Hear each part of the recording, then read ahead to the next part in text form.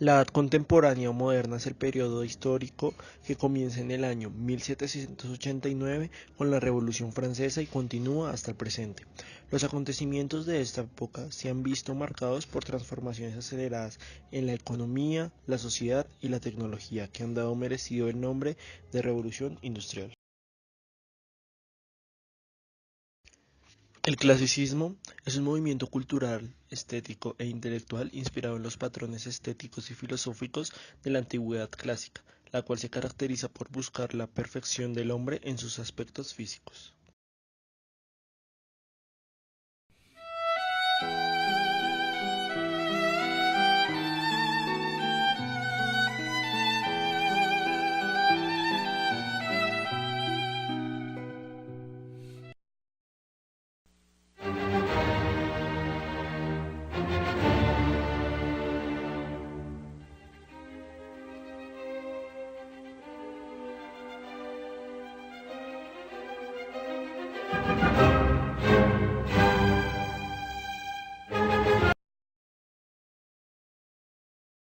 Durante la segunda parte del siglo XVIII y comienzos del siglo XIX tuvo lugar un periodo que quedó en la historia con el nombre de la Revolución Industrial.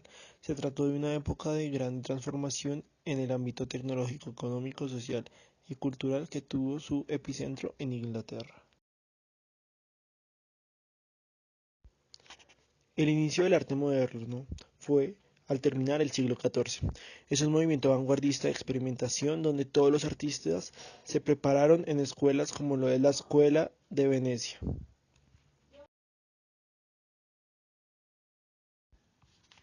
El impresionismo es una corriente de arte surgida en el siglo XIX, principalmente vinculada a la pintura. Los pintores impresionistas retrataban objetos de acuerdo a la impresión que la luz produce a la vista, y no según a la supuesta realidad objetiva. Hacia la mitad de la década de los años 80 del siglo pasado, el impresionismo se dio el paso en Francia a una serie de innovaciones más radicales y personales dentro del terreno del arte.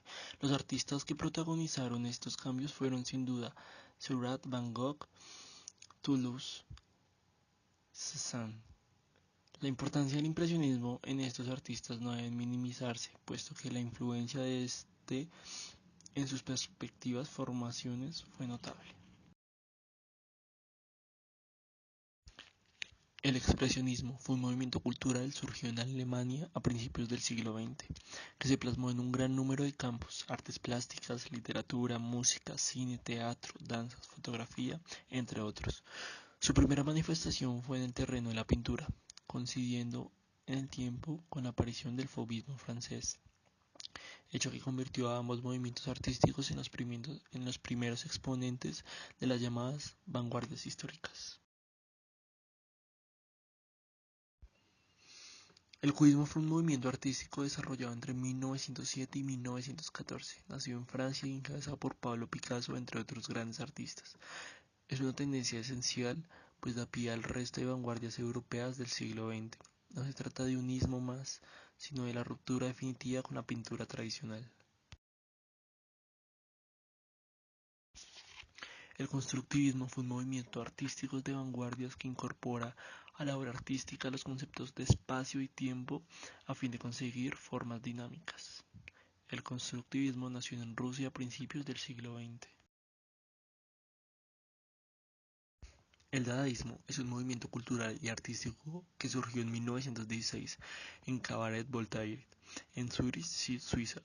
Fue propuesto por Hugo Boll, escritor de los primeros textos dadaístas. Posteriormente se unió el rumano Tristan Tzara, que llegaría a ser el emblema del dadaísmo.